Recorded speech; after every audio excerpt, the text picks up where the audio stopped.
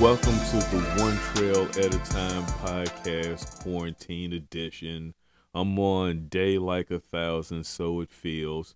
Today is going to be a little different. I have invited my friend to walk us through my ignorance of some serious questions that we all need to get a little clarification on. Um, Sean, why don't you introduce yourself? Sure. My name is Sean. I am a regional manager for a hospital laboratory. I basically manage pathology staff and a group of pathologists, three different pathology groups for a large healthcare system in this area. So basically, I work with the employees and everything that prepare tissue, and slide preparation for diagnosis and treatment of patients, Okay. inpatient and outpatient. Okay. How long have you been doing that for? For about 3 years. For about 3 years. Okay. hmm That's not so bad. That's pretty a healthy run. It sounds like you're about ready for retirement there. Yeah, as soon as I can, let's get to it. Right. So, with everything that's kind of going on right now, with the outbreak, you don't really, in your profession, you really don't have anything to do with that. Not really, but I've been kind of triaging with our laboratory that does handle the testing. So I've been assisting with calls and registering specimens and things like that, so that we can get them prepared for testing. Okay. So, have you had some time to look at it under a scope? I've only seen one, but it's so busy where there's really no time to teach in this moment. Okay. Okay. Does it look like the pictures that they're putting out? It does. Okay. Okay. That's one of the questions that I had. That was like, are they making it look as scary as it really is, or are they just making stuff up? No, it does look like that. Okay. So what's with everything that's going on? How is the morale at the lab right now? Well, the one thing about laboratories, no, not trying to take credit from nurses and physicians or anyone like that because they are on the front lines. But in a laboratory, we're used to being the unsung heroes in patient care. Our teams we're always ready. It's what we do.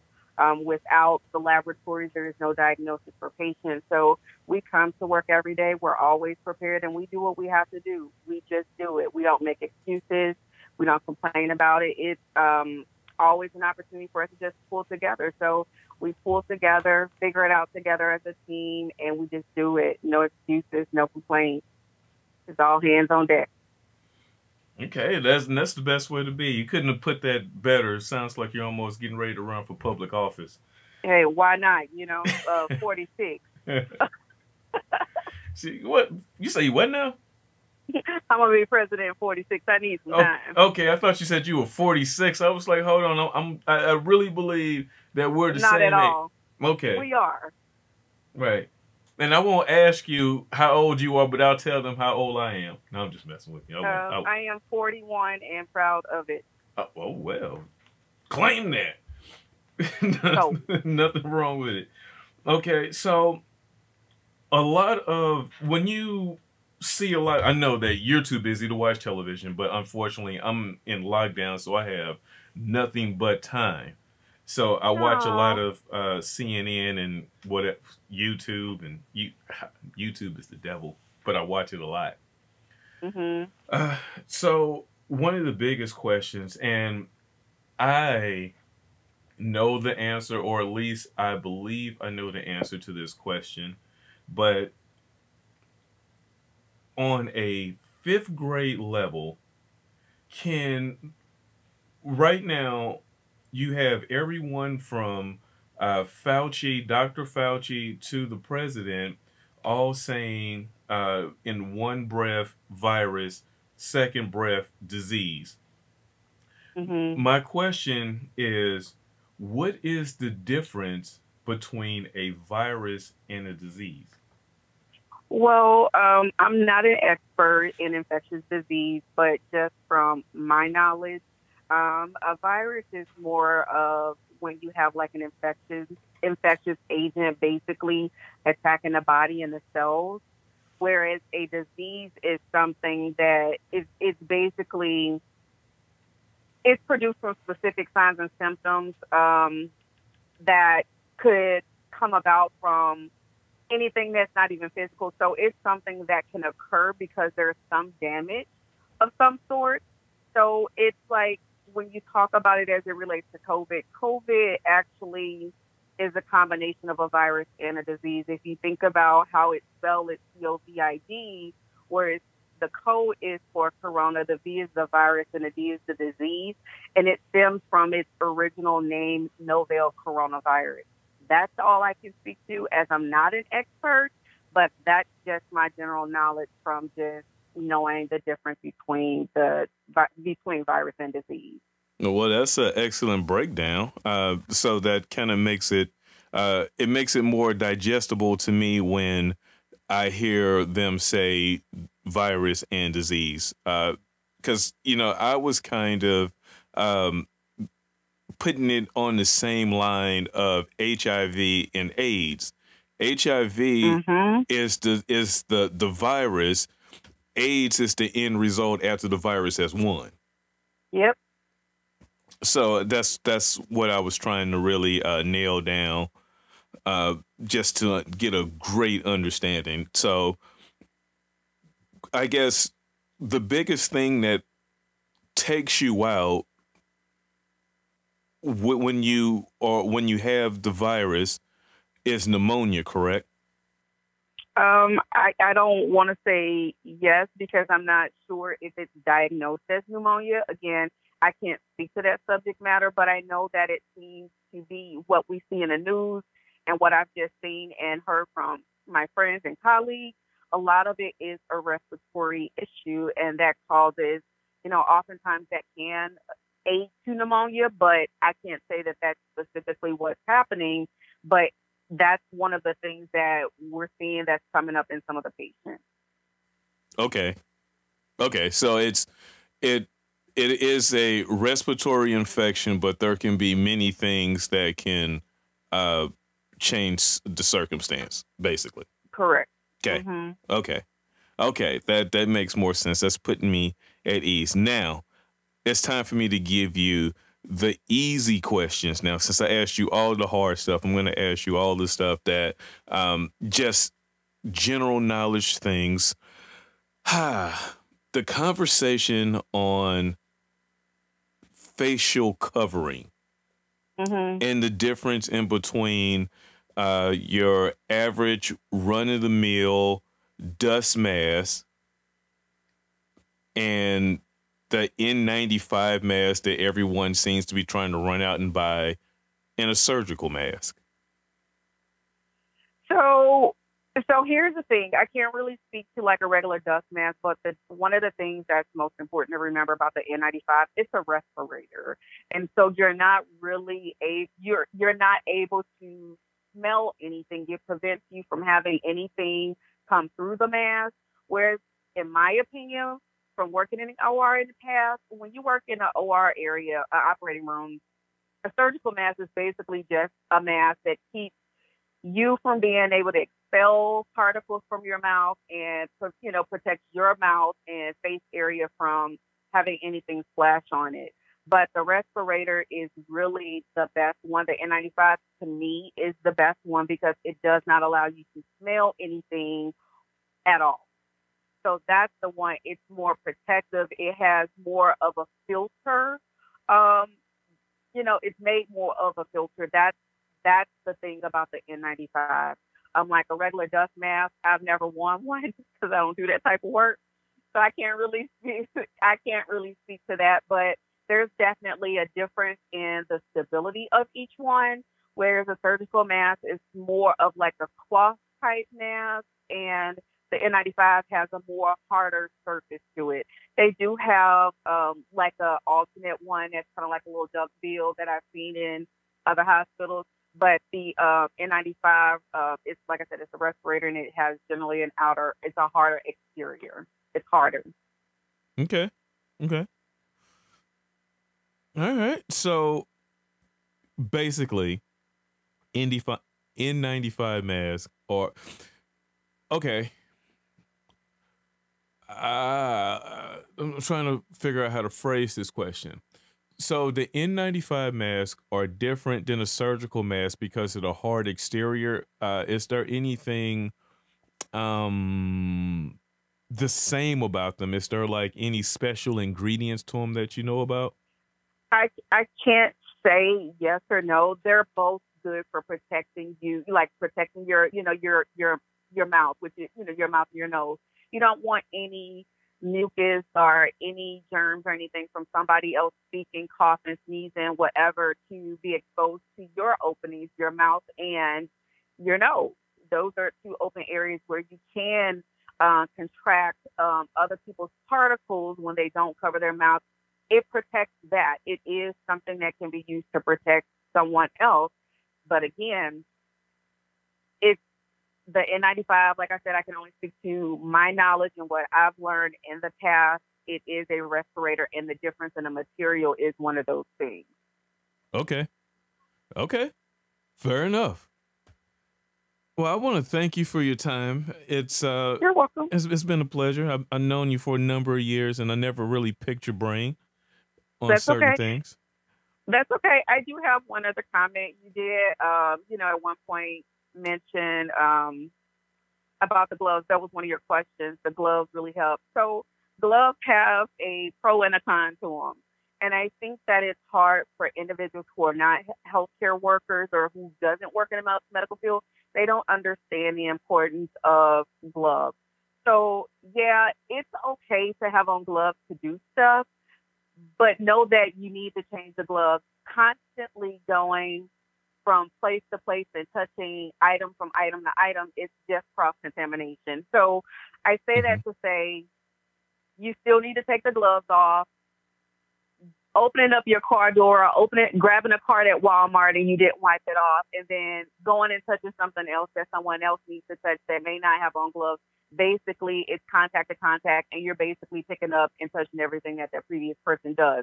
So yes, they do have their benefit, but they also have their faults and flaws as well. So you can never wash your hands enough. Hand sanitizer is good, but you still need to use soap and water to wash your hands too. So okay. Okay. So all right. Well, let me ask a question about that. So here is my con of why I prefer not to wear gloves. Okay, so you know me. You've known me for a while. You talk to Tara all the time. You know I run out to the woods, and that's like one of the most unsanitary places known, right? If you watch my videos, you see me in some bad situations, drinking some bad stuff. But yikes. I have a really good filter. Okay, I live on the edge. Okay. I'm preparing for times like this. But okay. Come through hard times. Right. So, but one thing, the reason why I do not wear or I prefer not to wear gloves and I don't push the issue of wearing gloves is everything that we know about this so far is that you cannot be infected through bloodstream, correct? It's viral. It's basically a respiratory thing, so it's not supposed to be. It's respiratory, but according to what's been documented, it's person to person. But again, I can only speak to what they have published and what we are learning in this moment. But you're not supposed to.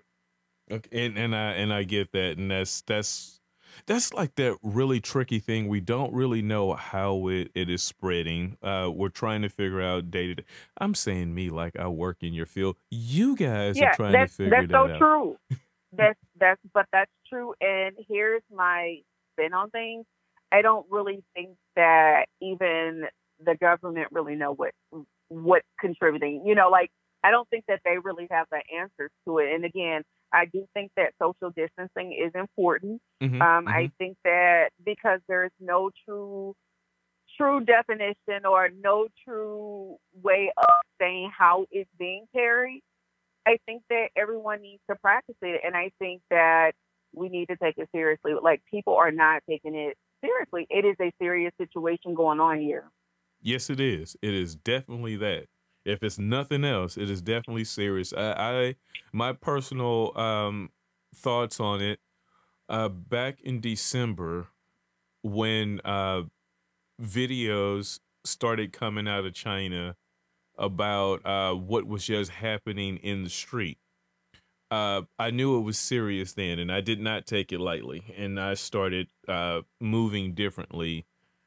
Um, so I never took it lightly, and I didn't allow anyone that I came in contact with take it lightly. Oddly enough, everyone that wasn't worried about it then is scared now.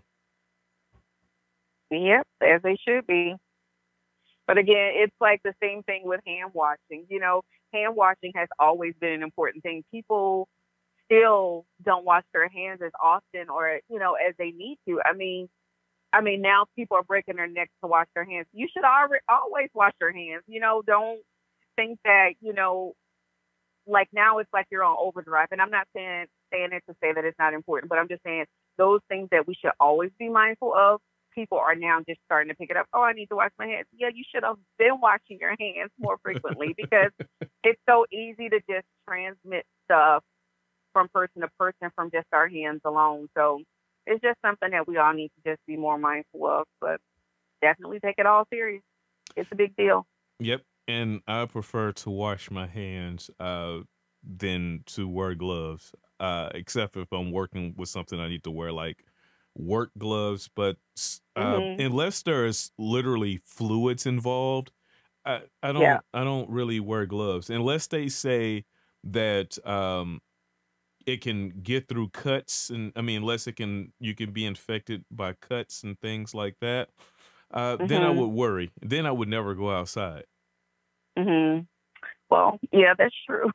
I must, because it's just then it's just really bad. I mean, if you tell me that it lives in the air longer than an hour now, I may not go outside. If you tell me it can travel through air vents, have you heard anything like that? I haven't. And I really don't have much time to look at the news and surf the internet because I'm a busy woman. I understand. I understand. And I know that you are just clocking out, and I do thank you for taking some time out of your busy schedule to educate a dummy like me on the small things. Oh no, you're a very smart man, sir. So don't shortchange yourself. You got this. So again, I hope that I've been able to answer your questions and let me know if there's anything else I can do to help. You know, it will be because soon as this is over, I'll be getting on the trail and I'll be asking you more medical questions of how Okay. um. And you may need to teach me how to do stitches or something. I don't know. No, never mind. I don't Oh, want to that that that's all good. I might have a lesson on doing stitches. So It's hopefully, okay. hopefully it never comes to that. That is correct. Mm. Now, if you have now me personally, I don't need to do stitches, but I know how to work a tourniquet like none other, and That's what's up. I'm surgical with super glue. Okay. That's the best I got from my out of my first aid kit. Mm-mm. I'm gonna have Tara to go ahead and grab you one. She's all about grab it and go. We're gonna get you that first aid kit. They got you a few band-aids, a couple of gauze, and some triple antibiotic ointment in it. You be good. Yeah, that's all I figure. All I need. I mean, if I That's need more than that, then I'm gonna die anyway. Because nobody, I'm mm-mm-mm. usually in a That ain't place where no so. one can hear me scream. That's not good. That's not good. Tara, get that GPS. I got one of those. You got an iPhone? You got an Apple Watch? No, no, I have a actual GPS tracker.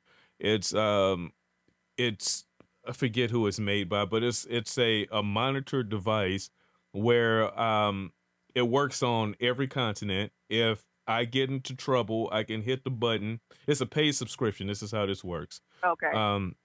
I hit the panic button. It sends an There you alert go. out, and whatever region that I'm in, they will alert whatever rescue organization and give them my my geo location. All right. That's what I'm saying. We got to be able to get to you. Right. So Well, you just take it easy out there. I'm working on it. I can't wait to get out there. Actually, I know, right? Can we just get outside soon? Right. One day, at least by the 4th. Doubt it though, but maybe, possibly, don't know. right. Where's the summer? Did the summer leave? We don't know. Right. Is the sun going to come out? It was 85 degrees, and I stayed inside all day preparing for this interview. Not good. What you should have done was just sat out back with the pup No, and just enjoyed. no. I'm saving it. I'm saving it because I have to cut the grass, and I didn't want to go outside and be that guy that's looking at the grass growing and I hadn't cut it. So I You stayed gonna in. feel some type of way. Right. Yeah. I didn't want my neighbors to be looking at me sideways. So I'll wait till this weekend. Maybe I'll cut the grass tomorrow. I will. I will emerge tomorrow. How about Come that? through. Right. Sounds like a plan. Mhm. Well, thank you for having me. I appreciate your time and being happy. I'm definitely happy to assist, sir. All right. Thank you. I really appreciate it. I really appreciate your You're time. welcome. Yeah. No problem. Have a good night. You too. Bye-bye. Bye. There you have it, folks. Although that was just some general information on what's going on, a little bit of knowledge about N95 mask and surgical masks, nothing too in depth, but factual information as we can give it to you. I appreciate you joining me on this episode of One Trail at a Time. Quarantine edition. Hopefully we'll be out of this place soon. Until then, live life one trail at a time, and I'll see you in the next one.